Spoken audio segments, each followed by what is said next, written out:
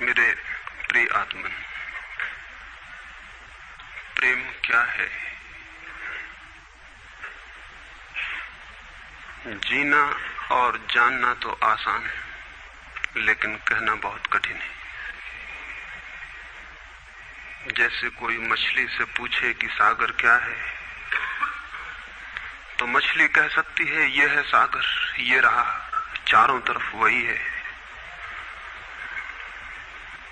लेकिन कोई पूछे कि कहो क्या है, बताओ मत, तो बहुत कठिन हो जाएगा मछली को। आदमी के जीवन में भी जो श्रेष्ठ है, सुंदर है और सत्य है, उसे जिया जा सकता, जाना जा सकता, हुआ जा सकता, लेकिन कहना बहुत मुश्किल है। और दुर्घटना और दुर्भाग्य यह है कि जिसमें जिया जाना चाहिए, जिसमें हुआ जाना चाहिए, उसके संबंध में मनुष्य जाति 5-6 हजार वर्ष से केवल बातें कर रही है। प्रेम की बात चल रही है, प्रेम के गीत गाए जा रहे हैं, प्रेम के भजन गाए जा रहे हैं, और प्रेम का मनुष्य के जीवन में कोई स्थान नहीं है। अगर आदमी के भीतर खोजने जाएं तो प्रेम से ज्यादा असत्य शब्द दूसरा नहीं मिलेगा। और जिन लोगों ने प्रेम को असत्य सिद्ध कर दिया है और जिन्होंने प्रेम की समस्त धाराओं को अवरुद्ध कर दिया है, और बड़ा दुर्भाग्य यह है कि लोग समझते हैं वे ही प्रेम के जन्मदाता भी हैं। धर्म प्रेम की बातें करता है, लेकिन आज तक जिस प्रकार का धर्म मनुष्य जाति के ऊपर दुर्भाग्य की भांति छाया हुआ है, उस धर्म ने ही मनुष्य के जीवन से प्रेम के सारे द्वार बंद कर दिए। और न इस संबंध में पूरब और पश्चिम में कोई फर्क है, न हिंदुस्तान में और न अमेरिका में कोई फर्क है। मनुष्य के जीवन में प्रेम की धारा प्रकट ही नहीं हो पाई, और नहीं हो पाई तो हम दोष देते हैं कि मनुष्य ही बुरा है, इसलिए नहीं प्रकट हो पाई। हम दोष देते हैं कि ये मन ही जहर है, इसलिए प्रकट नहीं हो पाई। मन जहर नहीं है, और जो लोग मन को जहर कहते रहे, उन्होंने ही प्रेम को जहरीला कर दिया, प्रेम को प्रकट नहीं होने दिया। मन जहर हो कैसे सकता है? इस जगत में कुछ भी जहर नहीं है। परमात्मा के सारे उपक्रम में कुछ भी विष नहीं है, सब अमृत है। लेकिन आदमी ने सारे अमृत को जहर कर लिया है, और इस जहर करने में शिक्षक, साधु संत और तथाकथित धार्मिक लोगों का सबसे ज्यादा हाथ है। इस बात को थोड़ा समझ लेना जरूरी है, क्योंकि अगर ये बात दिखाई न पड़े तो मनुष्य के जीवन में कभी भी प्रेम भविष्य में भी नहीं हो सकेगा। क्योंकि जिन कारणों से प्रेम नहीं पैदा हो सका है, उन्हीं कारणों को हम प्रेम प्रकट करने के आधार और कारण बना रहे हैं। हालतें ऐसी हैं कि गलत सिद्धांतों को अगर हजारों वर्ष तक दोहराया जाए तो फिर हम ये भूल ही जाते हैं कि सिद्धांत गलत है, और दिखाई पड़ने लगता है कि आदमी गलत है, क्योंकि उन सिद्धांतों को पूरा नहीं कर पा रहा है। मैंने सुना है एक सम्राट के महल के नीचे से एक पंखा बेचने वाला गुजरता था और जोर से चिल्ला रहा था कि अनूठे और अद्भुत पंखे मैंने निर्मित किए हैं। ऐसे पंखे कभी भी नहीं बनाए गए, ये पंखे कभी देखे भी नहीं गए हैं। सम्राट ने खिड़की से झांक के देखा कि कौन है जो अनूठे पंखे ले आया। सम्राट के पास सब तरह के पंखे थे, दुनिया के कोने कोने में जो मिल सकते थे। और नीचे देखा, गलियारे में खड़ा हुआ एक आदमी, साधारण 2-2 पैसे के पंखे होंगे, और चिल्ला रहा है कि अनूठे, अद्वितीय। उस आदमी को ऊपर बुलाया और पूछा कि इन पंखों में क्या खूबी है, दाम क्या है इन पंखों के? उस पंखे वाले ने कहा कि महाराज, दाम ज्यादा नहीं है, पंखे को देखते हुए दाम बहुत कम है, सिर्फ 100 रुपए का पंखा है। सम्राट ने कहा 100 रुपए? ये 2 पैसे का पंखा जो बाजार में जगह जगह मिलता है, 100 रुपए दाम, क्या है इसकी खूबी? उस आदमी ने कहा खूबी ये पंखा 100 वर्ष चलता है, 100 वर्ष के लिए गारंटी है, 100 वर्ष से कम में खराब नहीं होता है। सम्राट ने कहा इसको देख के तो ऐसा लगता है कि सप्ताह भी चल जाए, पूरा तो मुश्किल है। धोखा देने की कोशिश कर रहे हो, सरासर बेईमानी, और वो भी सम्राट के सामने। उस आदमी ने कहा आप मुझे भली भांति जानते हैं, इसी गलिहारे में रोज पंखे बेचता हूं, 100 रुपए दाम है इसके, और अगर 100 वर्ष न चले तो जिम्मेदार मैं हूं, रोज तो नीचे मौजूद होता हूं, और फिर आप सम्राट हैं, आपको धोखा देके जाऊंगा कहां। वो पंखा खरीद लिया गया। सम्राट को विश्वास तो न था, लेकिन आश्चर्य भी था कि यह आदमी सरासर झूठ बोल रहा है, किस बल पर बोल रहा है। पंखा 100 रुपए में खरीद लिया गया और उससे कहा कि 7वें दिन तुम उपस्थित हो जाना। 2-4 दिन में ही पंखे की डंडी बाहर निकल गई, 7वें दिन तो वो बिल्कुल मुर्दा हो गए। लेकिन सम्राट ने सोचा कि शायद पंखे वाला आएगा नहीं, लेकिन ठीक समय पर 7वें दिन वो पंखे वाला हाजिर हो गया। उसने कहा कहो महाराज। उन्होंने कहा कहना नहीं है, ये पंखा पड़ा हुआ है टूटा हुआ, ये 7 दिन में ये गति हो गई, तुम कहते 100 वर्ष चलेगा। पागल हो या धोखेबाज क्या हो। उस आदमी ने कहा कि मालूम होता है आपको पंखा झलना नहीं आता है। पंखा तो 100 वर्ष चलता ही, पंखा तो गारंटीड है, आप पंखा झलते कैसे थे। सम्राट ने कहा और भी सुनो, अब मुझे ये भी सीखना पड़ेगा कि पंखा कैसे किया जाता है। उस आदमी ने कहा कृपा करके बताइए कि इस पंखे की गति 7 दिन में ऐसी कैसे बना दी आपने, किस भांति पंखा किया। सम्राट ने पंखा उठा के करके दिखाया कि इस भांति मैंने पंखा किया है। उस आदमी ने कहा समझ गया, भूल, इस तरह पंखा नहीं किया जाता। सम्राट ने कहा और क्या रास्ता है पंखा जलने का। उस आदमी ने कहा पंखा पकड़िए सामने और सिर को हिलाइए। पंखा 100 वर्ष चलेगा, आप समाप्त हो जाएंगे लेकिन पंखा बचेगा। पंखा गलत नहीं है, आपके जलने का ढंग गलत है। यह आदमी पैदा हुआ है 5-6 हजार या 10 हजार वर्ष की संस्कृति का, यह आदमी फल है, लेकिन संस्कृति गलत नहीं है, यह आदमी गलत है। आदमी मरता जा रहा है रोज, और संस्कृति की दुहाई चलती चली जाती है कि महान संस्कृति, महान धर्म, महान सब कुछ, और उसका ये फल है, आदमी उसी संस्कृति से गुजरा है और ये परिणाम है उसका। लेकिन नहीं, आदमी गलत है और आदमी को बदलना चाहिए अपने को। और कोई कहने की हिम्मत नहीं उठाता कि कहीं ऐसा तो नहीं है कि 10,000 वर्षों में जो संस्कृति और धर्म आदमी को प्रेम से नहीं भर पाए, वो संस्कृति और धर्म गलत हो।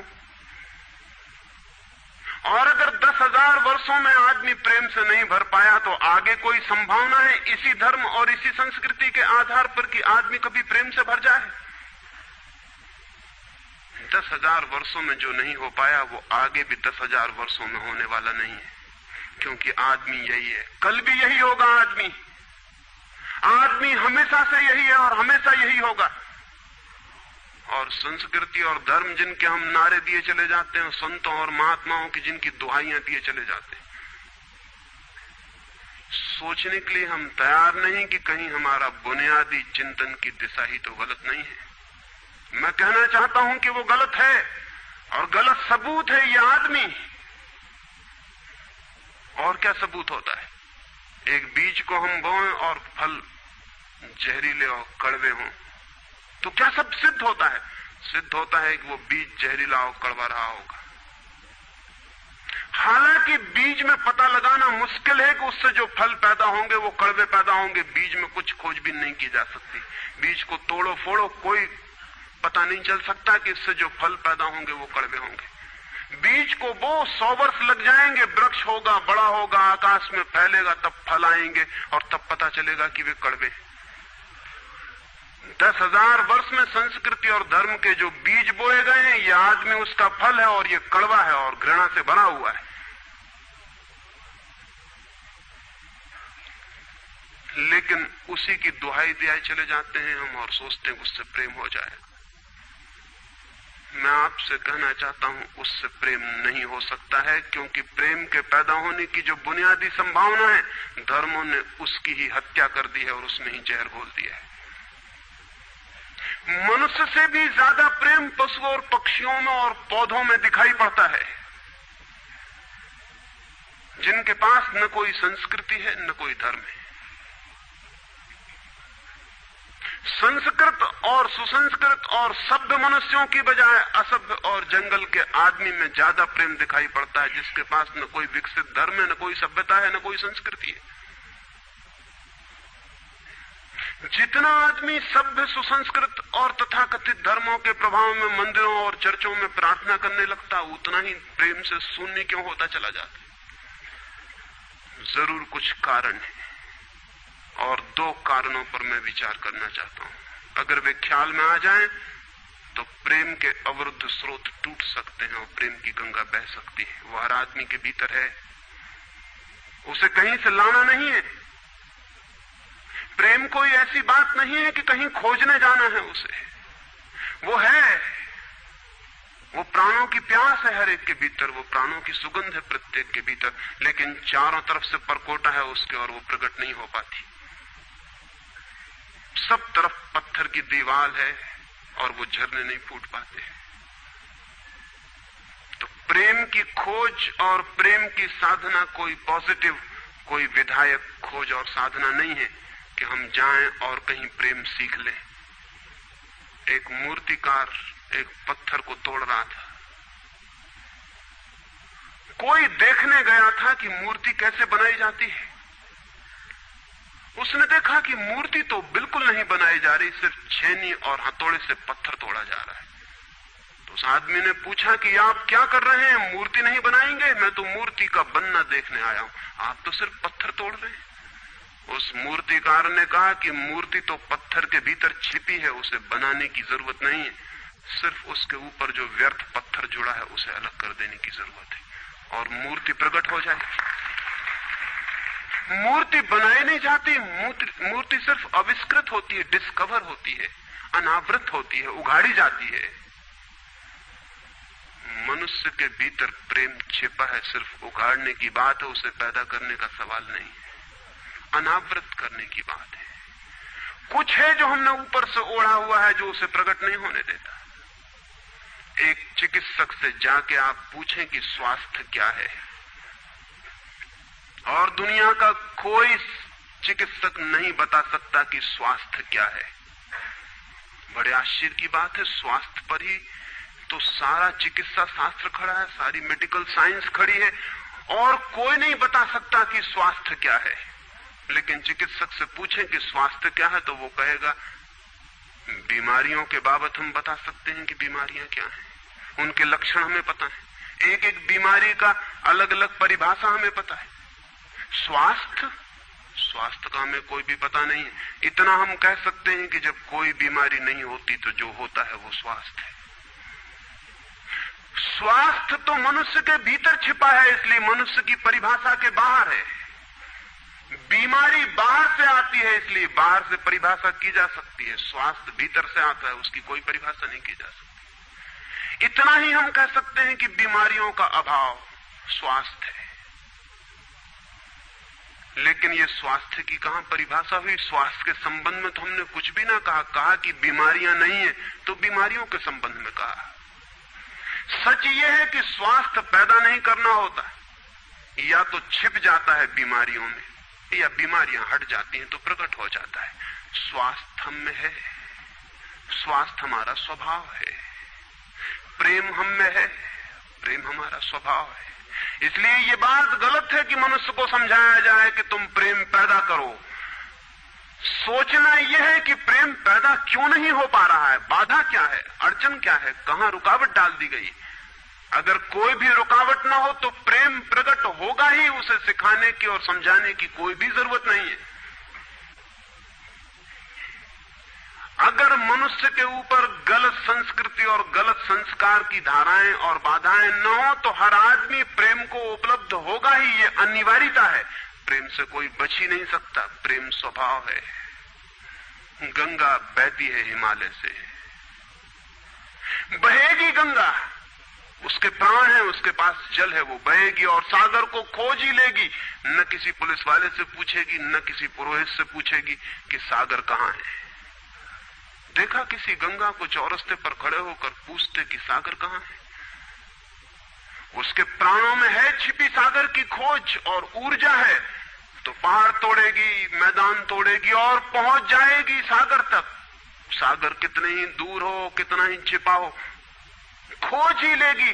और कोई रास्ता नहीं है, कोई गाइड बुक नहीं है कि जिससे पता लगा ले कि कहां से जाना है, लेकिन पहुंच जाती है। लेकिन बांध बांध दिए जाएं, चारों तरफ परकोटे उठा दिए जाएं, प्रकृति की बाधाओं को तोड़ के तो गंगा सागर तक पहुंच जाती है, लेकिन अगर आदमी की इंजीनियरिंग की बाधाएं खड़ी कर दी जाएं तो हो सकता है गंगा सागर तक न पहुंच पाए। ये भेद समझ लेना जरूरी है। प्रकृति की कोई भी बाधा असल में बाधा नहीं है, इसलिए गंगा सागर तक पहुंच जाती है, हिमालय को काट के पहुंच जाती है। लेकिन अगर आदमी इजाद करे, इंतजाम करे, तो गंगा को सागर तक नहीं भी पहुंचने दे सकता है। प्रकृति का तो एक सहयोग है, प्रकृति तो एक हार्मनी है। वहां जो बाधा भी दिखाई पड़ती है वो भी शायद शक्ति को जगाने के लिए चुनौती है। वहां जो विरोध भी दिखाई पड़ता है वो भी शायद भीतर प्राणों में जो छिपा है उसे प्रकट करने के लिए बुलावा है। वहां शायद कोई बाधा नहीं है। वहां हम बीज को दबाते हैं जमीन में, दिखाई पड़ता है कि जमीन की एक परत बीज के ऊपर पड़ी है, बाधा दे रही, लेकिन वो बाधा नहीं दे रही। अगर वो परत ना होगी तो बीज अंकुरित भी नहीं हो पाएगा। ऐसे दिखाई पड़ता है कि एक परत जमीन की बीज को नीचे दबा रही है, लेकिन वो परत दबा इसलिए रही है ताकि बीज दबे, गले और टूट जाए और अंकुर बन जाए। ऊपर से दिखाई पड़ता है वो जमीन बाधा दे रही, लेकिन वो जमीन मित्र है और सहयोग कर रही बीज को प्रकट करने में। प्रकृति तो एक हार्मनी है, एक संगीतपूर्ण लयबद्धता है, लेकिन आदमी ने जो जो निसर्ग के ऊपर इंजीनियरिंग की है, जो जो उसने अपने यांत्रिक धारणाओं को ठोंकने की और बिठाने की कोशिश की है, उससे गंगाएं रुक गई हैं, जगह जगह अवरुद्ध हो गई हैं। और फिर आदमी को दोष दिया जाता है। किसी बीज को दोष देने की जरूरत नहीं है। अगर वो पौधा न बन पाए तो हम कहेंगे कि जमीन नहीं मिली होगी, ठीक, पानी नहीं मिला होगा, ठीक, सूरज की रोशनी नहीं मिली होगी, ठीक। लेकिन आदमी के जीवन में खिल न पाए फूल प्रेम का तो हम कहते हैं तुम हो जिम्मेवार। और कोई नहीं कहता कि भूमि ना मिली होगी, ठीक, पानी ना मिला होगा, ठीक, सूरज की रोशनी ना मिली होगी, ठीक। इसलिए यह आदमी का पौधा अवरुद्ध रह गया, विकसित नहीं हो पाया, फूल तक नहीं पहुंच पाया। मैं आपसे कहना चाहता हूं कि बुनियादी बाधाएं आदमी ने खड़ी की हैं। प्रेम की गंगा तो बह सकती है और परमात्मा के सागर तक पहुंच सकती है। आदमी बना उस लिए है कि वो बहे और प्रेम बहे और परमात्मा तक पहुंच जाए, लेकिन हमने कौन सी बाधाएं खड़ी कर दी? पहली बात, आज तक मनुष्य की सारी संस्कृतियों ने सेक्स का, काम का, वासना का विरोध किया है। इस विरोध ने मनुष्य के भीतर प्रेम के जन्म की संभावना तोड़ दी, नष्ट कर दी। इस निषेध ने, क्योंकि सच्चाई यह है कि प्रेम की सारी यात्रा का प्राथमिक बिंदु काम है, सेक्स है। प्रेम की यात्रा का जन्म गंगोत्री, जहां से गंगा पैदा होगी प्रेम की, वो सेक्स है, वो काम है। और उसके सब दुश्मन है, सारी संस्कृतियां और सारे धर्म और सारे गुरु और सारे महात्मा। तो गंगोत्री पर ही चोट कर दी, वहीं रोक दिया। पाप है काम, अधम है काम, जहर है काम। और हमने सोचा भी नहीं कि काम की ऊर्जा ही, सेक्स एनर्जी ही अंततः प्रेम में परिवर्तित होती और रूपांतरित होती। प्रेम का जो विकास है वो काम की शक्ति का ही ट्रांसफॉर्मेशन है, वो उसी का रूपांतरण है। एक कोयला पड़ा हो और आपको ख्याल भी नहीं आएगा कि कोयला ही रूपांतरित होकर हीरा बन जाता है।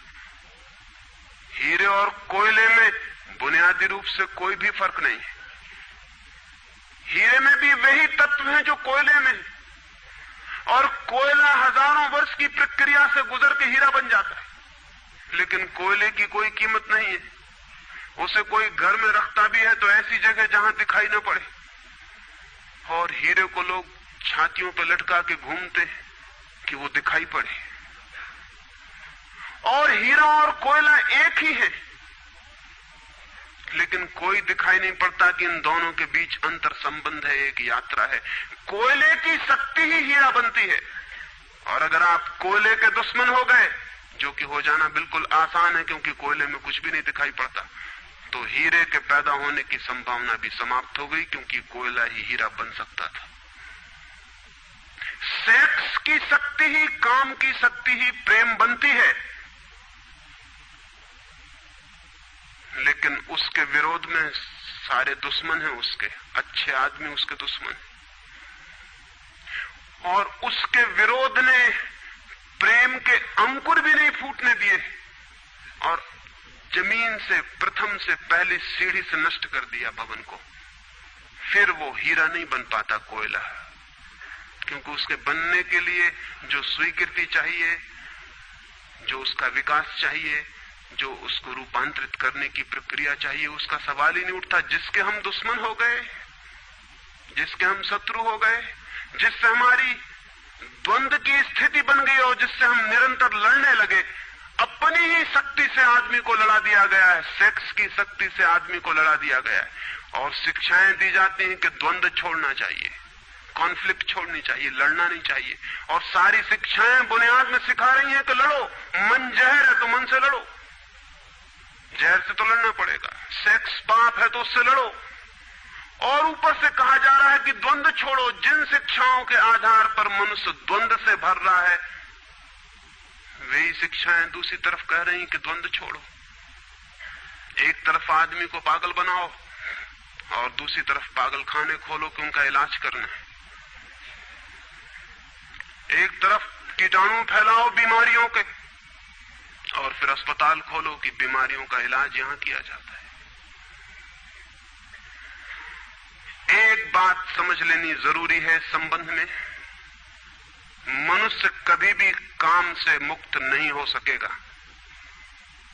काम उसके जीवन का प्राथमिक बिंदु है, उसी से जन्म होता है। परमात्मा ने काम की शक्ति को ही, सेक्स को ही सृष्टि का मूल बिंदु स्वीकार किया है। और परमात्मा जिसे पाप नहीं समझ रहा, महात्मा उसे पाप बता रहे हैं।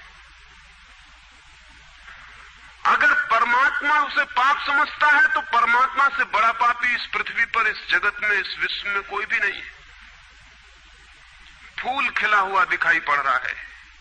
कभी सोचा है कि फूल का खिल जाना भी सेक्सुअल एक्ट है? फूल का खिल जाना भी काम की एक घटना है, वासना की एक घटना है। फूल में है क्या उसके खिल जाने में? उसके खिल जाने में कुछ भी नहीं है।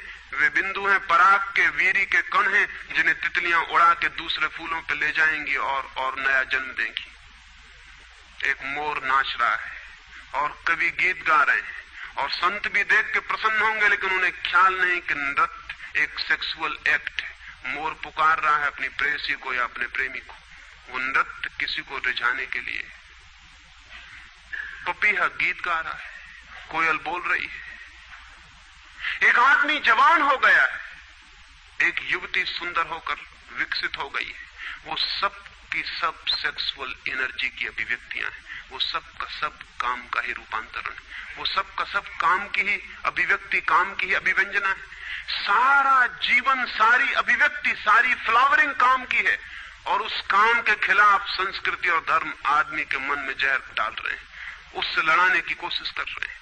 मौलिक शक्ति से मनुष्य को उलझा दिया है लड़ने के लिए, इसलिए मनुष्य दीनहीन, प्रेम से रिक्त और थोथा और नाकुछ हो गया है।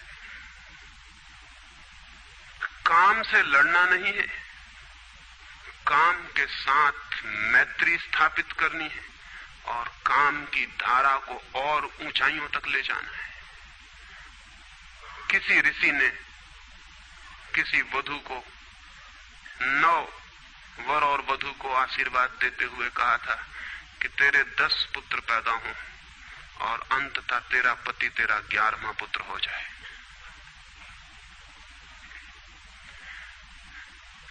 वासना रूपांतरित हो तो पत्नी मां बन सकती है, वासना रूपांतरित हो तो काम प्रेम बन सकता है, लेकिन काम ही प्रेम बनता है। काम की ऊर्जा ही प्रेम की ऊर्जा में विकसित होती है, फलित होती है। लेकिन हमने मनुष्य को भर दिया है काम के विरोध में। इसका परिणाम यह हुआ कि प्रेम तो पैदा नहीं हो सका, क्योंकि वो तो आगे का विकास था, काम की स्वीकृति से आता। प्रेम तो विकसित नहीं हुआ और काम के विरोध में खड़े होने के कारण मनुष्य का चित्त ज्यादा से ज्यादा कामुक और सेक्सुअल होता चला गया। हमारे सारे गीत, हमारी सारी कविताएं, हमारे चित्र, हमारी पेंटिंग्स, हमारे मंदिर, हमारी मूर्तियां सब घूम फिर के सेक्स के आसपास केंद्रित हो गई। हमारा मन ही सेक्स के आसपास केंद्रित हो गया। इस जगत में कोई भी पशु मनुष्य की भांति सेक्सुअल नहीं है। मनुष्य 24 घंटे सेक्सुअल हो गया। उठते बैठते सोते जागते सेक्स ही सब कुछ हो गया। उसके प्राण में एक घाव हो गया, विरोध के कारण, दुश्मनी के कारण, शत्रुता के कारण। जो जीवन का मूल था उससे मुक्त तो हुआ नहीं जा सकता था, लेकिन उससे लड़ने की चेष्टा में सारा जीवन रुग्ण जरूर हो सकता था, वो रुग्ण हो गया है। और ये जो मनुष्य जाति इतनी ज्यादा कामुक दिखाई पड़ रही है, इसके पीछे तथाकथित धर्मों और संस्कृति का बुनियादी हाथ है। इसके पीछे बुरे लोगों का नहीं, सज्जनों और संतों का हाथ है। और जब तक मनुष्य जाति सज्जनों और संतों के इस अनाचार से मुक्त नहीं होती, तब तक प्रेम के विकास की कोई संभावना नहीं। मुझे एक घटना याद आती है। एक फकीर अपने घर से निकला था, किसी मित्र के पास मिलने जा रहा है। निकला है कि घोड़े पर उसका चढ़ा हुआ एक बचपन का दोस्त घर आके सामने खड़ा हो गया। उसने कहा कि दोस्त तुम घर पे रुको, वर्षों से प्रतीक्षा करता था कि तुम आओगे तो बैठेंगे और बात करेंगे, और दुर्भाग्य कि मुझे किसी मित्र से मिलने जाना है, मैं वचन दे चुका हूं तो मैं वहां जाऊंगा, घंटे भर में जल्दी से जल्दी लौट आऊंगा, तब तक तुम विश्राम करो। उसके मित्र ने कहा कि मुझे तो चैन नहीं है, अच्छा होगा कि मैं तुम्हारे साथ ही चला चलूं। लेकिन उसने कहा कि मेरे कपड़े सब गंदे हो गए धूल से रास्ते की, अगर तुम्हारे पास कुछ अच्छा कपड़ा हो तो मुझे दे दो, तो मैं डाल लूं और साथ हो जाऊं। निश्चित था उस फकीर के पास किसी सम्राट ने उसे एक बहुमूल्य कोट, एक पगड़ी और धोती भेंट की थी। उसने संभाल के रखी थी, कभी जरूरत पड़ेगी तो पहनूंगा। वो जरूरत नहीं आई थी, निकाल के ले आया खुशी में। मित्र ने जब पहन ली तब उसे थोड़ी ईर्ष्या पैदा हुई। मित्र ने पहन के तो मित्र सम्राट मालूम होने लगा। बहुमूल्य कोट था, पगड़ी थी, धोती थी, शानदार जूते थे, और उसके सामने वो फकीर बिल्कुल ही नौकर चाकर दीनहीन दिखाई पड़ने लगा। उसने सोचा है तो बड़ा मुश्किल हुआ है, तो बड़ा गलत हुआ। जिनके घर में ले जाऊंगा ध्यान इस पर जाएगा, मुझ पर किसी का भी ध्यान जाएगा नहीं। अपने ही कपड़े, और आज अपने ही कपड़ों के कारण मैं दीनहीन हो जाऊंगा। लेकिन बार बार मन को समझाया कि मैं फकीर हूं, आत्मा परमात्मा की बात करने वाला, क्या रखा है कोट में पगड़ी में, छोड़ो, पहने रहने तो कितना फर्क पड़ता है। लेकिन जितना समझाने की कोशिश की कि कोट पगड़ी में क्या रखा है, कोट पगड़ी ही उसके मन में घूमने लगी। मित्र दूसरी बात करने लगा, लेकिन वो भीतर तो, ऊपर तो कुछ और दूसरी बातें कर रहा है, लेकिन वहां उसका मन नहीं है, भीतर उसे बस कोट और पगड़ी। रास्ते पर जो भी आदमी देखता है उसको कोई भी नहीं देखता, मित्र की तरफ सबकी आंखें जाती हैं। वो बड़ा मुश्किल में पड़ गया कि तो आज अपनी भूल कर ली, अपने हाथ से भूल कर ली। जिनके घर जाना था वहां पहुंचा, जाके परिचय दिया कि मेरे मित्र हैं, जमाल, बचपन के दोस्त हैं, बहुत प्यारे आदमी हैं।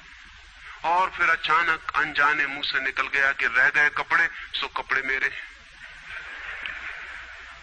क्योंकि मित्र भी जिनके घर गए थे वो भी उसके कपड़ों को देख रहे थे, और भीतर उसके चल रहा था कोट पगड़ी, मेरी कोट पगड़ी, और उन्हीं की वजह से मैं परेशान हो रहा हूं। निकल गया मुंह से कि रह गए कपड़े मेरे। मित्र भी हैरान हुआ, घर के लोग भी हैरान हुए कि क्या पागलपन की बात है। ख्याल उसको भी आया बोल जाने के बाद, तब पछताया कि तो भूल हो गई। पछताया तो और दबाया अपने मन को, बाहर निकल के क्षमा मांगने लगा कि क्षमा कर दो, बड़ी गलती हो गई। मित्र ने कहा मैं तो हैरान हुआ कि तुमसे निकल कैसे गया। उसने कहा कि कुछ नहीं, सिर्फ जबान की चूक हो गई। हालांकि जबान की चूक कभी भी नहीं होती है, भीतर कुछ चलता होता है तो कभी कभी बेमौके जबान से निकल जाता है, चूक कभी नहीं होती। माफ कर दो, भूल हो गई। कैसे ये ख्याल आ गया कुछ समझ में नहीं आता, हालांकि पूरी तरह समझ में आ रहा था कि ख्याल कैसे आया है। दूसरे मित्र के घर गए। अब वो तय करता रहा रास्ते में कि अब चाहे कुछ भी हो जाए, ये नहीं कहना है कि कपड़े मेरे हैं, पक्का कर लेना है अपने मन को। घर के द्वार पर उसने जाके बिल्कुल दृढ़ संकल्प कर लिया कि ये बात नहीं उठानी कि कपड़े मेरे हैं। लेकिन उस पागल को पता नहीं कि जितना वो दृढ़ संकल्प कर रहा है इस बात का, वो दृढ़ संकल्प बता रहा है इस बात को कि उतने ही जोर से उसके भीतर ये भावना घर कर रही कि कपड़े मेरे। आखिर दृढ़ संकल्प किया क्यों जाता है? एक आदमी कहता है कि मैं ब्रह्मचर्य का दृढ़ व्रत लेता हूं, उसका मतलब है उसके भीतर कामुकता दृढ़ता से धक्के मार रही, नहीं तो और कारण क्या है? एक आदमी कहता है कि मैं कसम खाता हूं कि आज से कम खाना खाऊंगा, उसका मतलब यह है कि कसम खानी पड़ रही, ज्यादा खाने का मन है उसका। और तब अनिवार्य रूप में द्वंद्व पैदा होता है। जिससे हम लड़ना चाहते हैं वही हमारी कमजोरी है, और तब द्वंद्व पैदा हो जाना स्वाभाविक है। वो लड़ता हुआ दरवाजे के भीतर गया, संभल संभल के बोला कि मेरे मित्र हैं, लेकिन जब वो बोल रहा है तब उसको कोई नहीं देख रहा, उसके मित्र को उस घर के लोग देख रहे हैं। तब फिर उसे ख्याल आया कि मेरा कोट, मेरी पगड़ी। उसने कहा कि दृढ़ता से कसम खाई, इसकी बात नहीं उठानी। मेरा क्या है कपड़ा लत्ता? कपड़े लत्ते किसी के होते हैं, ये तो सब संसार है, ये तो सब माया है। लेकिन ये सब समझा रहा है, लेकिन असलियत तो बाहर से भीतर, भीतर से बाहर हो रही। समझाया कि मेरे मित्र हैं, बचपन के दोस्त हैं, बहुत प्यारे आदमी हैं, रह गए कपड़े, कपड़े उन्हीं के हैं, मेरे नहीं है। पर घर के लोगों को ख्याल आया कि कपड़े उन्हीं के हैं, मेरे नहीं है। आज तक ऐसा परिचय कभी देखा नहीं गया था। बाहर निकल के क्षमा मांगने लगा कि बड़ी भूल हुई जा रही, मैं क्या करूं क्या ना करूं, ये क्या हो गया है मुझे। आज तक मेरी जिंदगी में कपड़ों ने इस तरह से मुझे नहीं पकड़ा था, किसी को नहीं पकड़ा। लेकिन अगर तरकीब उपयोग में करें तो कपड़े पकड़ ले सकते हैं। मित्र ने कहा मैं जाता नहीं तुम्हारे साथ, पर वो हाथ जोड़ने लगा कि नहीं ऐसा मत करो, जीवन भर के लिए दुख रह जाएगा कि मैंने क्या दुर्व्यवहार किया। अब मैं कसम खा के कहता हूं कि कपड़ों की बात ही नहीं उठानी। मैं बिल्कुल भगवान की कसम खाता हूं कि कपड़ों की बात नहीं उठानी। और कसम खाने वालों से हमेशा सावधान रहना जरूरी है, क्योंकि जो भी कसम खाता है उसके भीतर उस कसम से भी मजबूत कोई बैठा है जिसके खिलाफ वो कसम खा रहा है। और वो जो भीतर बैठा है वो ज्यादा भीतर है, कसम ऊपर है और बाहर है। कसम चेतन मन से खाई गई है, और जो भीतर बैठा है वो अचेतन की परतों तक समाया हुआ है। अगर मन के 10 हिस्से कर दें तो कसम एक हिस्से ने खाई है, 9 हिस्से उल्टा भीतर खड़ा हुआ है। ब्रह्मचर्य की कसमें एक हिस्सा खा रहा है मन का, और 9 हिस्सा परमात्मा की दुहाई दे रहा है। वो जो परमात्मा ने बनाया है वो उसके लिए कहा चला जा रहा है, कहे चला जा रहा है। गए तीसरे मित्र के घर। अब उसने बिल्कुल ही अपनी सांसों तक पे संयम कर रखा है। संयमी आदमी बड़े खतरनाक होते हैं, क्योंकि उनके भीतर ज्वालामुखी उबल रहा है और ऊपर से वो संयम साधे हुए हैं। और इस बात को स्मरण रखना कि जिस चीज को साधना पड़ता है, साधने में इतना श्रम लग जाता है कि साधना पूरे वक्त हो नहीं सकती, फिर शिथिल होना पड़ेगा, विश्राम करना पड़ेगा। अगर मैं जोर से मुट्ठी बांध लूं तो कितनी देर बांधे रख सकता हूं? 24 घंटे। जितने जोर से बांधूंगा उतने ही जल्दी थक जाऊंगा और मुट्ठी खुल जाएगी। जिस चीज में भी श्रम करना पड़ता है, जितना ज्यादा श्रम करना पड़ता है उतने जल्दी थकान आ जाती, शक्ति खत्म हो जाती और उल्टा होना शुरू हो जाता है। मुट्ठी बांधी जितने जोर से उतने ही जल्दी मुट्ठी खुल जाएगी। मुट्ठी खुली रखी जा सकती है 24 घंटे, लेकिन बांध के नहीं रखी जा सकती है।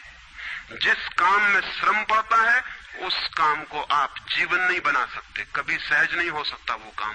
श्रम पड़ेगा, फिर विश्राम का वक्त आएगा ही। इसलिए जितना सदा हुआ संत होता है उतना ही खतरनाक आदमी होता है, क्योंकि उसका विश्राम का वक्त आएगा। 24 घंटे में घंटे भर को उसे शिथिल होना पड़ेगा, उसी बीच दुनिया भर के पाप उसके भीतर खड़े हो जाएंगे, नरक सामने आ जाएगा। तो उसने बिल्कुल ही अपने को सांस रोक लिया और कहा कि अब कसम खाता हूं कि इन कपड़ों की बात ही नहीं उठानी। लेकिन आप सोच लें उसकी हालत, अगर आप थोड़े बहुत भी धार्मिक आदमी होंगे तो आपको अपने अनुभव से भी पता चल सकता है कि उसकी क्या हालत हुई होगी। अगर आपने कसम खाई हो, व्रत लिए हो, संकल्प साधे हो, तो आपको भली भांति पता होगा कि भीतर क्या हालत हो जाती है। भीतर गया, उसके माथे से पसीना चू रहा है, इतना श्रम पड़ रहा है। मित्र डरा हुआ है उसके पसीने को देखकर कि वो उसकी सब नसें खिंची हुई हैं। वो बोल रहा है एक एक शब्द कि मेरे मित्र हैं, बड़े पुराने दोस्त हैं, बहुत अच्छे आदमी हैं। और एक क्षण को वो रुका, जैसे भीतर से कोई जोर का धक्का आया हो और सब बह गया, बाढ़ आ गई और सब बह गया। और उसने कह के रह गए कपड़े की बात, तो मैंने कसम खा ली है कि कपड़े की बात ही नहीं करनी।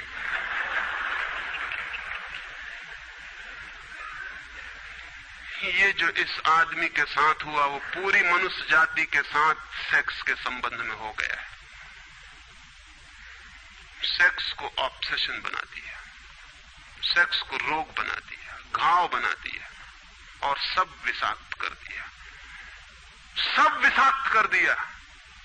छोटे छोटे बच्चों को समझाया जा रहा कि सेक्स पाप है, लड़कियों को समझाया जा रहा, लड़कों को समझाया जा रहा कि सेक्स पाप है। फिर ये लड़की जवान होगी, ये लड़का जवान होगा, इनकी शादियां होंगी और सेक्स की दुनिया शुरू होगी और इन दोनों के भीतर ये भाव है कि ये पाप है। और फिर कहा जाएगा स्त्री को कि पति को परमात्मा मान। जो पाप में ले जा रहा उसको परमात्मा कैसे माना जा सकता है? ये कैसे संभव है कि जो पाप में घसीट रहा है वो परमात्मा हो? और उस लड़के को कहा जाएगा, उस युवक को कहा जाएगा कि तेरी पत्नी है, तेरी साथनी है, तेरी संगी है। लेकिन जो नरक में ले जा रही, शास्त्रों में लिखा कि स्त्री नरक का द्वार है।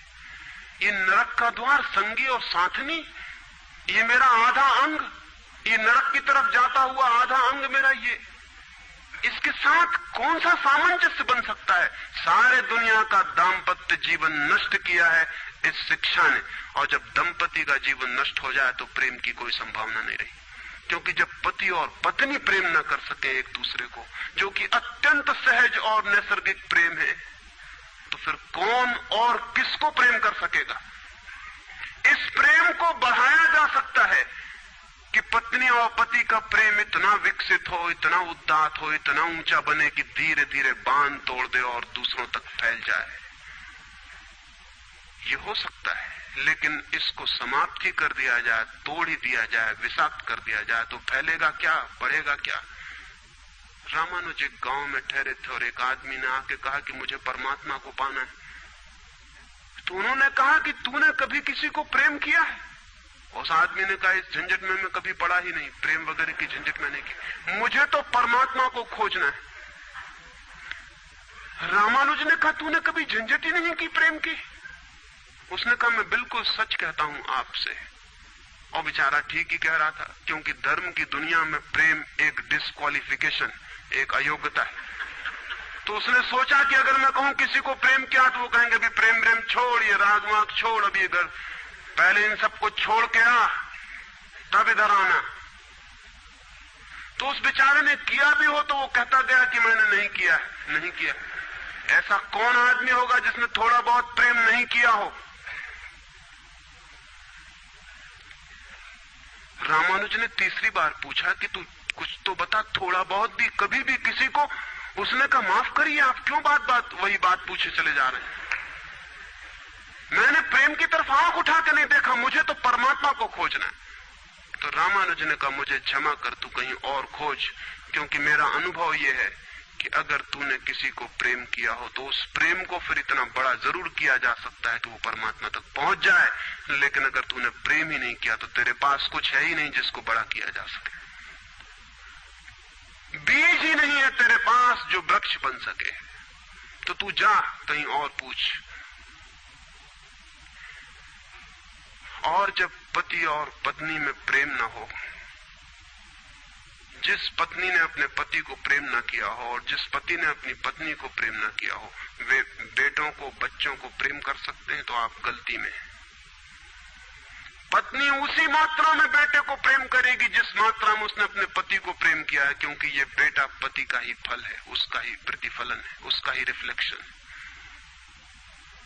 ये इस बेटे के प्रति जो प्रेम होने वाला है वो उतना ही होगा जितना उसने पति को चाहा और प्रेम किया हो। ये पति की ही मूर्ति है जो फिर नई होकर वापस लौट आई है। अगर पति के प्रति प्रेम नहीं है तो बेटे के प्रति प्रेम सच्चा कभी भी नहीं हो सकता। और अगर बेटे को प्रेम नहीं किया गया, पालना पोसना और बड़ा कर देना प्रेम नहीं है,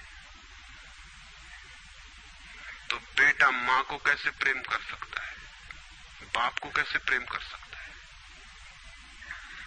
वो जो यूनिट है जीवन का परिवार, वो विषाक्त हो गया है सेक्स को दूषित कहने से, कंडेम करने से, निंदित करने से, और परिवार ही फैलकर पूरा जगत है, पूरा विश्व है। और फिर हम कहते हैं कि प्रेम बिल्कुल दिखाई नहीं पड़ता। प्रेम कैसे दिखाई पड़ेगा? हालांकि हर आदमी कहता है कि मैं प्रेम करता हूं, मां कहती है, पत्नी कहती है, बाप कहता है, भाई कहता है, बहन कहती है, मित्र कहते हैं कि हम प्रेम करते हैं। सारी दुनिया में हर आदमी कहता है कि हम प्रेम करते हैं, और दुनिया में इकट्ठा देखो तो प्रेम कहीं दिखाई ही नहीं पड़ता। इतने लोग अगर प्रेम करते हैं तो दुनिया में तो प्रेम की वर्षा हो जानी चाहिए थी, प्रेम के फूल ही फूल खिल जाने चाहिए थे, प्रेम के दिए ही दिए जल जाते, घर घर प्रेम का दिया होता तो दुनिया में इकट्ठी इतनी रोशनी होती प्रेम की। लेकिन वहां तो घृणा की रोशनी दिखाई पड़ती है, क्रोध की रोशनी दिखाई पड़ती है, युद्धों की रोशनी दिखाई पड़ती, प्रेम का तो कोई पता नहीं चलता। झूठी है ये बात, और ये झूठ जब तक हम मानते चले जाएंगे तब तक सत्य की दिशा में खोज भी नहीं हो सकती। कोई किसी को प्रेम नहीं कर रहा है, और जब तक काम के निसर्ग को परिपूर्ण आत्मा से स्वीकृति नहीं मिलती तब तक कोई किसी को प्रेम कर भी नहीं सकता है। मैं आपसे कहना चाहता हूं कि काम दिव्य है, डिवाइन है। सेक्स की शक्ति परमात्मा की शक्ति है, ईश्वर की शक्ति है। इसीलिए तो उससे ऊर्जा पैदा होती है और नया जीवन विकसित होता है। वही तो सबसे रहस्यपूर्ण शक्ति है, वही तो सबसे ज्यादा मिस्टीरियस फोर्स है। उससे दुश्मनी छोड़ दें। अगर आप चाहते हैं कि कभी आपके जीवन में प्रेम की वर्षा हो जाए, उससे दुश्मनी छोड़ दें, उसे आनंद से स्वीकार करें, उसकी पवित्रता को स्वीकार करें, उसकी धन्यता को स्वीकार करें, और खोजें उसमें और गहरे, तो आप हैरान हो जाएंगे। जितनी पवित्रता से काम की स्वीकृति होगी उतना ही काम पवित्र होता चला जाता है, और जितनी अपवित्रता और पाप की दृष्टि से काम से विरोध होगा, काम उतना ही पापपूर्ण और कुरूप होता चला जाता है। जब कोई अपनी पत्नी के पास ऐसे जाए जैसे कोई मंदिर के पास जाता है, जब कोई पत्नी अपने पति के पास ऐसे जाए जैसे सच में कोई परमात्मा के पास जाता है, क्योंकि जब दो प्रेमी काम से निकट आते हैं, जब वे संभोग से गुजरते हैं, तब सच में ही वे परमात्मा के मंदिर के निकट से गुजर रहे हैं। वहीं परमात्मा काम कर रहा है उनकी उस निकटता में, वहीं परमात्मा की सृजन शक्ति काम कर रही है। और मेरी अपनी दृष्टि यह है कि मनुष्य को समाधि का, ध्यान का जो पहला अनुभव मिला हो कभी भी मनुष्य के इतिहास में, तो वो संभोग के क्षण में मिला है और कभी नहीं। संभोग के क्षण में ही पहली बार ये स्मरण आया है आदमी को कि इतने आनंद की वर्षा हो सकती है। और जिन्होंने सोचा, जिन्होंने मेडिटेट किया, जिन लोगों ने काम के संबंध पर और मैथुन पर चिंतन किया और ध्यान किया, उन्हें यह दिखाई पड़ा कि काम के क्षण में, मैथुन के क्षण में, संभोग के क्षण में मन विचारों से शून्य हो जाता है। एक क्षण को मन के सारे विचार रुक जाते हैं, और वो विचारों का रुक जाना और वो मन का ठहर जाना ही आनंद की वर्षा का कारण होता है। तब उन्हें सीक्रेट मिल गया, राज मिल गया कि अगर मन को विचारों से मुक्त किया जा सके किसी और विधि से भी, तो भी इतना ही आनंद मिल सकता है। और तब समाधि और योग की सारी व्यवस्थाएं विकसित हुई, जिनमें ध्यान और सामायिक और मेडिटेशन और प्रेयर, इनकी सारी व्यवस्थाएं विकसित हुई। इन सब के मूल में संभोग का अनुभव है। और फिर मनुष्य को अनुभव हुआ कि बिना संभोग में जाए भी चित्त शून्य हो सकता है, और जो रस की अनुभूति संभोग में हुई थी वो बिना संभोग के भी बरस सकती है। फिर संभोग क्षणिक हो सकता है, क्योंकि शक्ति और ऊर्जा का वो निकास और बहाव है, लेकिन ध्यान सतत हो सकता है। तो मैं आपसे कहना चाहता हूं कि एक युगल संभोग के क्षण में जिस आनंद को अनुभव करता है, एक योगी 24 घंटे उस आनंद को अनुभव करने लगता है। लेकिन इन दोनों आनंदों में बुनियादी विरोध नहीं है, और इसलिए जिन्होंने कहा कि विषयानंद और ब्रह्मानंद भाई भाई हैं, उन्होंने जरूर सत्य कहा है।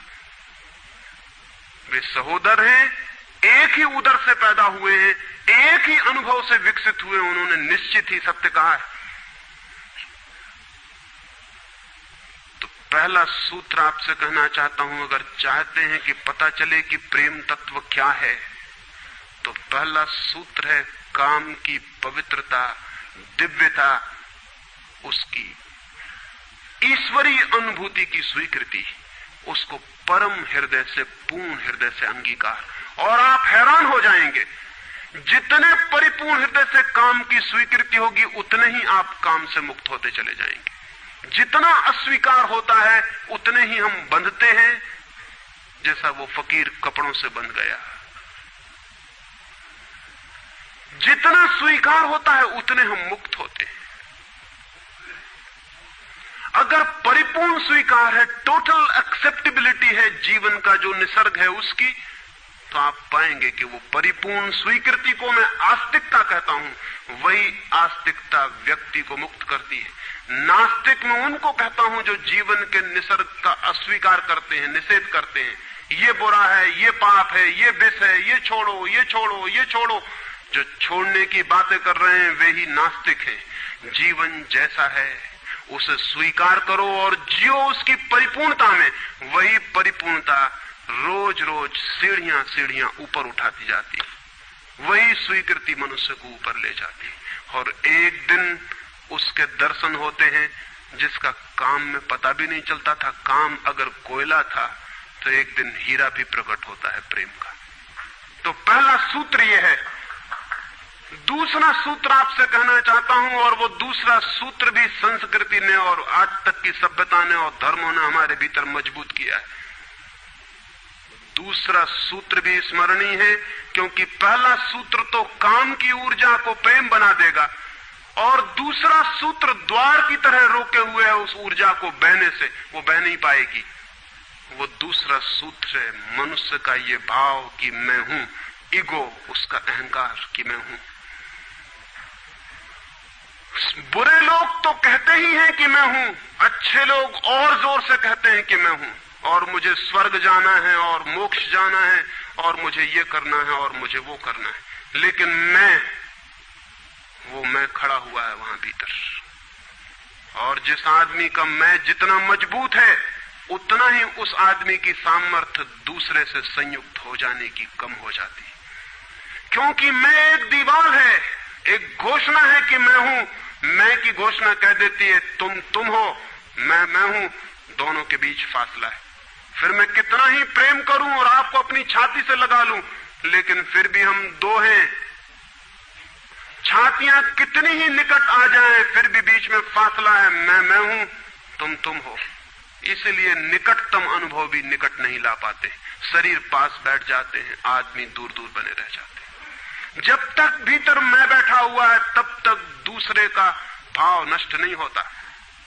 शास्त्र ने कहीं एक अद्भुत वचन कहा है कि दी अदर इज हेल। वो जो दूसरा है वही नरक है। लेकिन शास्त्र ने ये नहीं कहा कि why the other is other. वो दूसरा क्यों है? वो दूसरा इसलिए है कि मैं हूं, और जब तक मैं हूं तब तक दुनिया में हर चीज दूसरी है, अन्य है, भिन्न है। और जब तक भिन्नता है तब तक प्रेम का अनुभव नहीं हो सकता। प्रेम है एकात्म का अनुभव। प्रेम है इस बात का अनुभव कि गिर गई दीवार और दो ऊर्जाएं मिल गई और संयुक्त हो गई। प्रेम है इस बात का अनुभव कि एक व्यक्ति और दूसरे व्यक्ति की सारी दीवारें गिर गईं और प्राण संयुक्त हुए, मिले और एक हो गए। जब यही अनुभव एक व्यक्ति और समस्त के बीच फलित होता है तो उस अनुभव को मैं कहता हूं परमात्मा, और जब दो व्यक्तियों के बीच फलित होता है तो उसे मैं कहता हूं प्रेम। अगर मेरे और किसी दूसरे व्यक्ति के बीच ये अनुभव फलित हो जाए कि हमारी दीवारें गिर जाएं, हम किसी भीतर के तल पर एक हो जाएं, एक संगीत, एक धारा, एक प्राण, तो ये अनुभव है प्रेम। और अगर ऐसा ही अनुभव मेरे और समस्त के बीच घटित हो जाए कि मैं विलीन हो जाऊं और सब और मैं एक हो जाऊं, तो ये अनुभव है परमात्मा। इसलिए मैं कहता हूं प्रेम है सीढ़ी और परमात्मा है उस यात्रा की अंतिम मंजिल। ये कैसे संभव है कि दूसरा मिट जाए?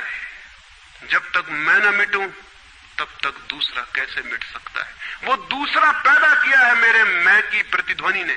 जितने जोर से मैं चिल्लाता हूं कि मैं, उतने ही जोर से वो दूसरा पैदा हो जाता है। वो दूसरी प्रतिध्वनि है, उस तरफ इको हो रही मेरे मैं की।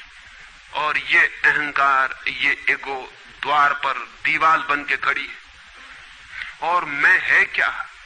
कभी सोचा आपने कि ये मैं है क्या? आपका हाथ है मैं, आपका पैर है, आपका मस्तिष्क है, आपका हृदय है, क्या है आपका मैं? अगर आप एक क्षण भी शांत हो के भीतर खोजने जाएंगे कि कहां है मैं, कौन सी चीज है मैं, तो आप एकदम हैरान रह जाएंगे। भीतर कोई मैं खोजे से मिलने को नहीं। जितना गहरा खोजेंगे उतना ही पाएंगे भीतर एक सन्नाटा और शून्य है। वहां कोई आई नहीं, वहां कोई मैं नहीं, वहां कोई ईगो नहीं। एक भिक्षु नागसेन को एक सम्राट मिलिंद ने निमंत्रण दिया था कि तुम आओ दरबार में। तो जो राजदूत गया था निमंत्रण देने, उसने नागसेन को कहा कि भिक्षु नागसेन, आपको बुलाया है सम्राट मिलिंद ने, मैं निमंत्रण देने आया हूं। तो नागसेन कहने लगा मैं चलूंगा जरूर, लेकिन एक बात विनय कर दूं, पहले ही कह दूं कि भिक्षु नागसेन जैसा कोई है नहीं। ये केवल एक नाम है, काम चलाऊ नाम है। आप कहते हैं तो मैं चलूंगा जरूर, लेकिन ऐसा कोई आदमी कहीं है नहीं।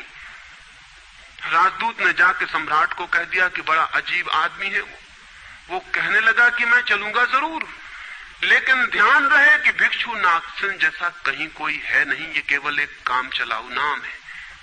सम्राट ने कहा अजीब सी बात है, जब वो कहता है मैं चलूंगा, आएगा वो आया भी रथ पर बैठकर। सम्राट ने द्वार पर स्वागत किया और कहा भिक्षु नागसेन हम स्वागत करते हैं आपका। वो हंसने लगा, उसने कहा कि स्वागत स्वीकार करता हूं, लेकिन स्मरण रहे भिक्षु नागसेन जैसा कोई है नहीं। सम्राट कहने लगा बड़ी पहेली की बातें करते हैं आप। अगर आप नहीं हैं तो कौन है? कौन आया है यहां? कौन स्वीकार कर रहा है स्वागत? कौन दे रहा है उत्तर? नागसेन मुड़ा और उसने कहा कि देखते हैं सम्राट मिलिंद, ये रथ खड़ा है जिस पर मैं आया। सम्राट ने कहा ये रथ है। तो भिक्षु नागसेन पूछने लगा घोड़ों को निकाल के अलग कर लिया जाए। घोड़े अलग कर लिए गए और उसने पूछा सम्राट से ये घोड़े रथ हैं? सम्राट ने कहा घोड़े कैसे रथ हो सकते हैं? घोड़े अलग कर दिए गए। सामने के डंडे जिनसे घोड़े बंधे थे खिंचवा लिए गए। उसने पूछा कि ये रथ हैं? सिर्फ दो डंडे कैसे रथ हो सकते हैं? डंडे अलग कर दिए गए। चाक निकलवा लिए और कहा ये रथ है। सम्राट ने कहा ये चाक है, ये रथ नहीं है। और एक एक अंग रथ का निकलता चला गया और एक एक अंग पर सम्राट को कहना पड़ा कि नहीं ये रथ नहीं है। फिर आखिर पीछे शून्य बच गया, वहां कुछ भी न बचा। भिक्षु नागसेन पूछने लगा रथ कहां है अब? रथ कहां है अब? और जितनी चीजें मैंने निकाली तुमने कहा ये भी रथ नहीं, ये भी रथ नहीं, ये भी रथ नहीं, अब रथ कहां है?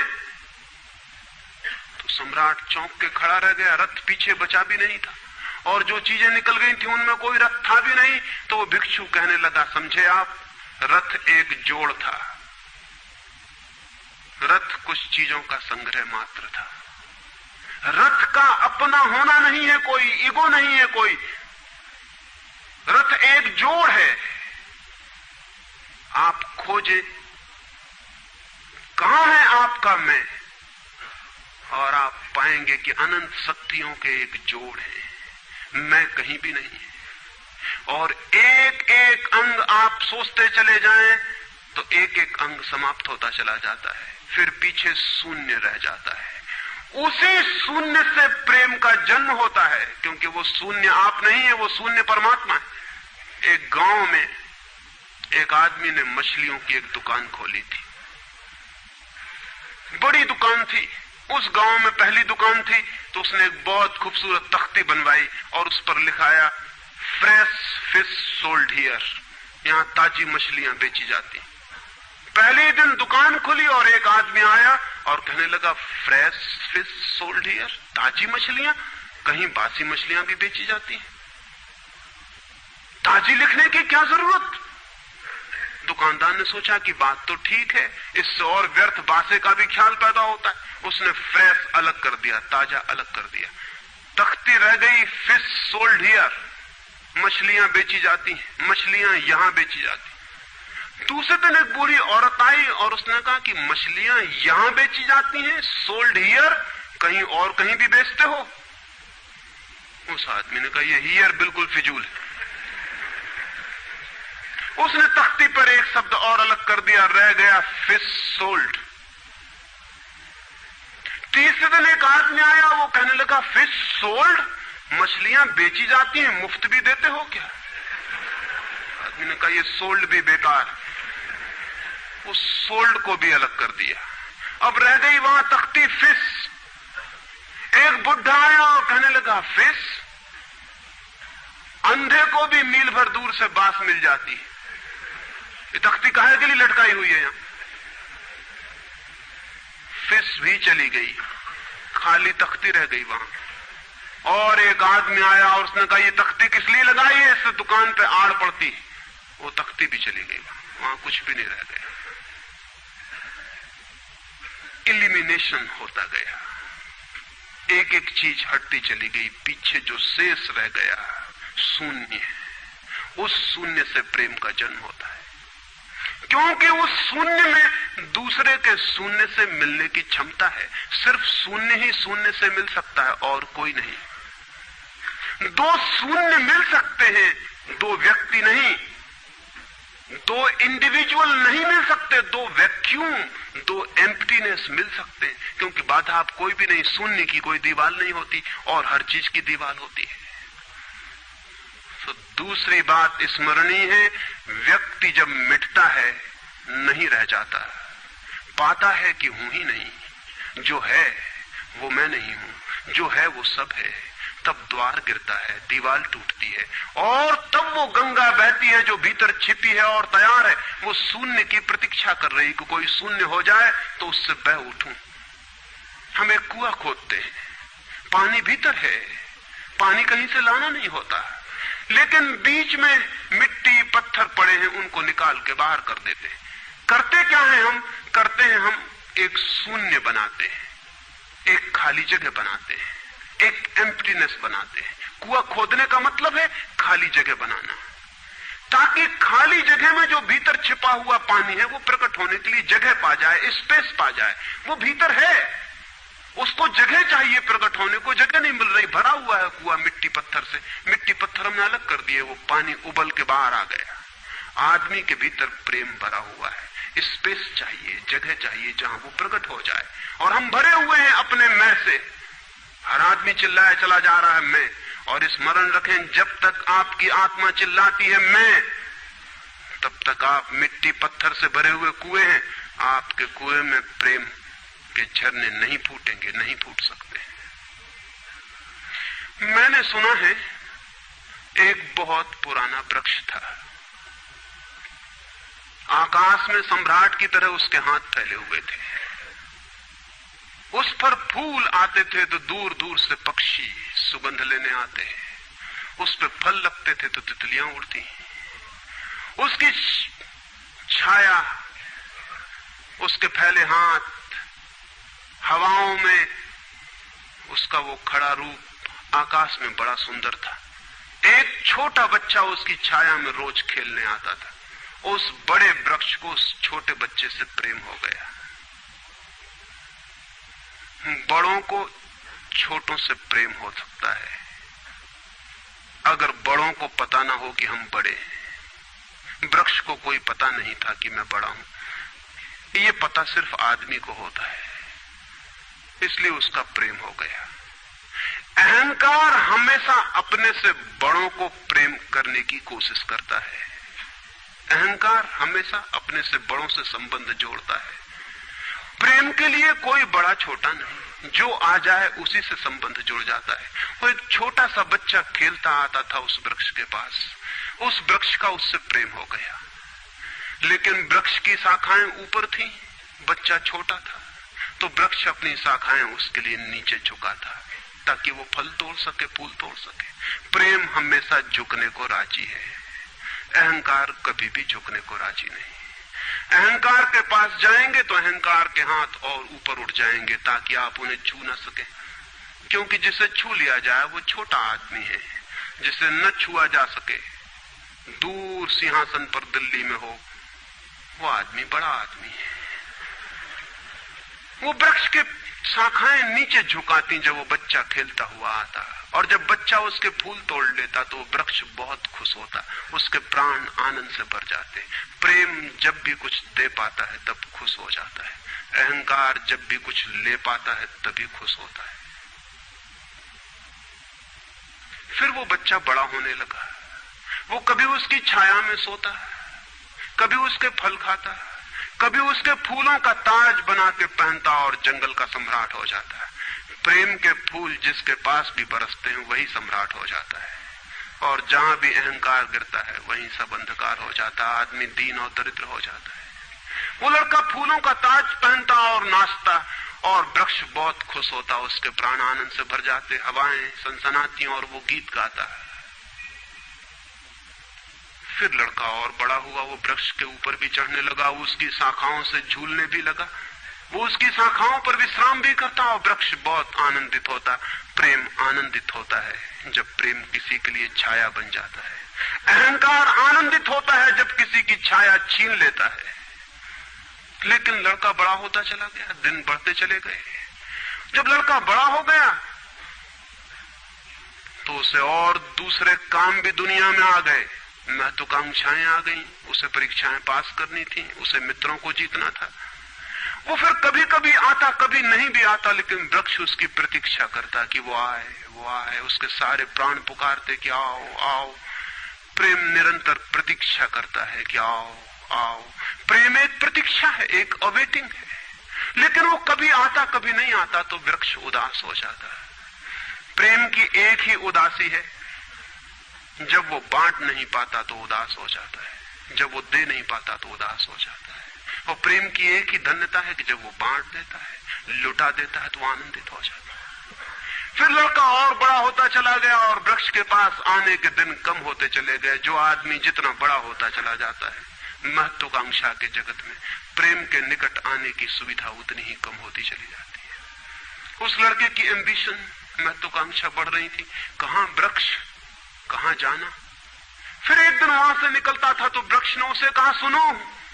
हवाओं में उसकी आवाज गूंजी कि सुनो, तुम आते नहीं, मैं प्रतीक्षा करता हूं, मैं तुम्हारे लिए प्रतीक्षा, राह करता हूं, राह देखता हूं, बाट जोता हूं। उस लड़के ने कहा, क्या है तुम्हारे पास जो मैं आऊं? मुझे रुपए चाहिए। हमेशा अहंकार पूछता है कि क्या है तुम्हारे पास जो मैं आऊं। अहंकार मांगता है कि कुछ हो तो मैं आऊं, न कुछ हो तो आने की कोई जरूरत नहीं। अहंकार एक प्रयोजन है, एक पर्पस है। प्रयोजन पूरा होता हो तो मैं आऊं, अगर कोई प्रयोजन न हो तो आने की जरूरत क्या है। और प्रेम निष्प्रयोजन है, प्रेम का कोई प्रयोजन नहीं। प्रेम अपने में ही अपना प्रयोजन है, वो बिल्कुल पर्पसलेस है। वृक्ष तो चौंक गया, उसने कहा कि तुम तभी आओगे जब मैं कुछ तुम्हें दे सकूं। मैं तुम्हें सब दे सकता हूं, क्योंकि प्रेम कुछ भी रोकना नहीं चाहता। जो रोक ले वो प्रेम नहीं है। अहंकार रोकता है, प्रेम तो बेशर्त दे देता। लेकिन रुपए मेरे पास नहीं है। ये रुपए तो सिर्फ आदमी की इजाद है, वृक्षों ने ये बीमारी नहीं पाली है।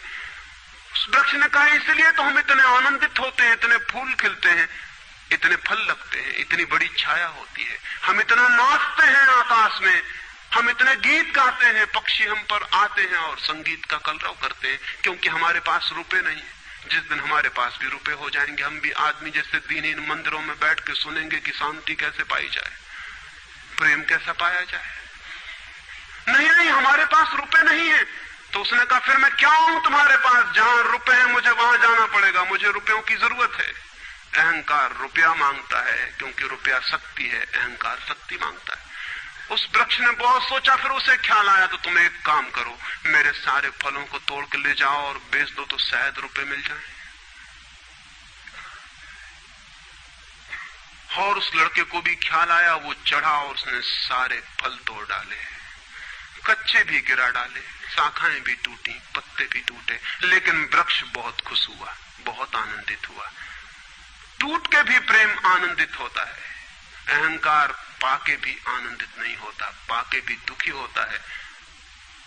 और वो लड़के ने तो धन्यवाद भी नहीं दिया पीछे लौटकर, लेकिन उस वृक्ष को पता भी नहीं चला, उसे तो धन्यवाद मिल गया इसी में कि उसने उसके प्रेम को स्वीकार किया और उसके फलों को ले गया और बाजार में बेचा।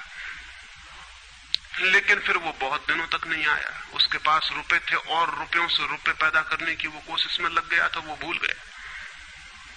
वर्ष बीत गए और वृक्ष उदास है और उसके प्राणों में रस बह रहा है कि वो आए उसका प्रेमी और उसके रस को ले जाए, जैसे किसी माँ के स्तन में दूध भरा हो और उसका बेटा खो गया हो और उसके सारे प्राण तड़प रहे हो कि उसका बेटा कहाँ है, जिसे वो खोजे, जो उसे हल्का कर दे, निर्भर कर दे। ऐसे वो वृक्ष के प्राण पीड़ित होने लगे कि वो आए आए आए, उसकी सारी आवाज यही गूंजने लगी कि आओ। बहुत दिनों बाद वो आया, वो लड़का तो प्रौढ़ हो गया था। वृक्ष ने उससे कहा कि आओ मेरे पास, मेरे आलिंगन में आओ। उसने कहा छोड़ो ये बकवास, ये बचपन की बातें हैं। अहंकार प्रेम को पागलपन समझता है, बचपन की बातें समझता है। उस वृक्ष ने कहा आओ मेरी डालियों से झूलो, नाचो। उसने कहा छोड़ो ये फिजूल की बातें, मुझे एक मकान बनाना है। मकान दे सकते हो तुम? वृक्ष ने कहा मकान? हम तो बिना मकान के ही रहते हैं, मकान में तो सिर्फ आदमी रहता है। दुनिया में और कोई मकान में नहीं रहता, सिर्फ आदमी रहता है। सो देखते हो आदमी की हालत, मकान में रहने वाले आदमी की हालत। उसके मकान जितने बड़े होते जाते हैं, आदमी उतना छोटा होता चला जाता है। हम तो बिना मकान के रहते हैं। लेकिन एक बात हो सकती है कि तुम मेरी शाखाओं को काट के ले जाओ तो शायद तुम मकान बना लो। और वो प्रौढ़ कुल्हाड़ी लेकर आ गया और उसने उस वृक्ष की शाखाएं काट डाली। वृक्ष एक ठूंठ रह गया नंगा, लेकिन वृक्ष बहुत आनंदित था। प्रेम सदा आनंदित है, चाहे उसके अंग भी कट जाएं, लेकिन कोई ले जाए, कोई ले जाए, कोई बांट ले, कोई सम्मिलित हो जाए, साझीदार हो जाए। और उस लड़के ने तो पीछे लौट के भी नहीं देखा, उसने मकान बना लिया। और वक्त गुजरता गया, वो ठूंठ राह देखता, वो चिल्लाना चाहता, लेकिन अब उसके पास पत्ते भी नहीं थे, शाखाएं भी नहीं थी, हवाएं आती और वो बोल भी ना पाता, बुला भी ना पाता। लेकिन उसके प्राणों में तो एक ही गूंज थी कि आओ आओ। और बहुत दिन बीत गए, तब वो बूढ़ा आदमी हो गया था। वो बच्चा, वो निकल रहा था पास से, वृक्ष के पास आके खड़ा हो गया।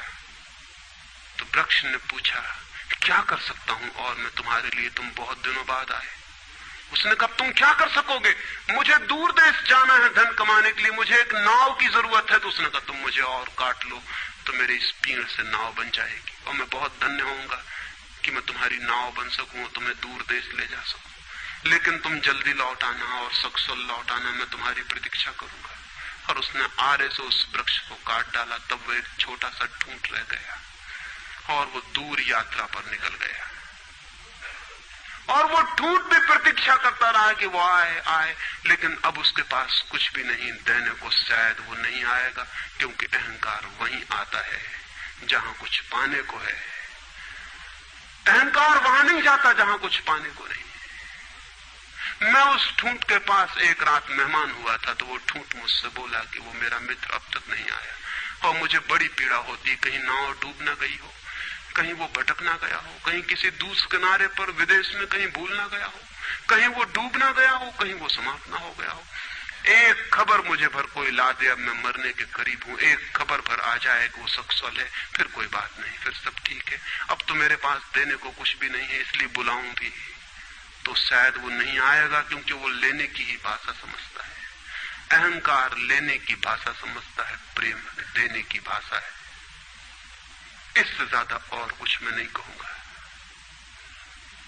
जीवन एक ऐसा वृक्ष बन जाए और उस वृक्ष की शाखाएं अनंत तक फैल जाएं, सब उसकी छाया में हो और सब तक उसकी बाह फैल जाए, तो पता चल सकता है कि प्रेम क्या है। प्रेम का कोई शास्त्र नहीं है, न कोई परिभाषा है, न प्रेम का कोई सिद्धांत है। तो मैं बहुत हैरानी में था कि क्या कहूंगा आपसे कि प्रेम क्या है, तो बताना मुश्किल है। आके बैठ सकता हूं, अगर मेरी आंखों में दिखाई पड़ जाए तो दिखाई पड़ सकता है, अगर मेरे हाथों में दिखाई पड़ जाए तो दिखाई पड़ सकता है। मैं कह सकता हूं यह है प्रेम, लेकिन प्रेम क्या है? अगर मेरी आंख में न दिखाई पड़े, मेरे हाथ में न दिखाई पड़े, तो शब्दों से बिल्कुल भी दिखाई नहीं पड़ सकता है कि प्रेम क्या है। मेरी बातों को इतने प्रेम और शांति से सुना, उससे बहुत बहुत अनुग्रहित हूं और अंत में सबके भीतर बैठे परमात्मा को प्रणाम करता हूं। मेरे प्रणाम स्वीकार।